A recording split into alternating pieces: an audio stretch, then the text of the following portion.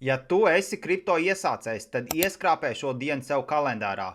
5. augusts, 8. vakarā, kripto numur 1 YouTube kanālā, kur mēs, kripto numur 1, dalīsimies ar ļoti vērtīgu informāciju tieši priekš iesācējiem. Bitcoin šodien nokrīt zem 115,000, un tam ir vairāki iemesli. Viens ir tas, kad ir likvidācijas, otrs ir tas, ka kādu laiku jau bija izveidojies šis CME gaps, kas pēc trading viedokļa tiek vienmēr aizpildīts un nepaliek tukšs, un kā mēs redzam, tas tika precīzi principā izdarīts. Tie, kas kripto tirgu ir ilgāk, noteikti daudz ir dzirdējuši par to, ka Ethereums ir miris, Ethereums jau paliek kā stablecoins, tad lūk jums grafiks, lai jūs redzētu, kā piemēram BlackRock akumulējas pēdējā mēnesī tieši ar Ethereumu. Altcoin future volume, jeb apjoms sasniedz 5 mēnešu augstāko atzīmi.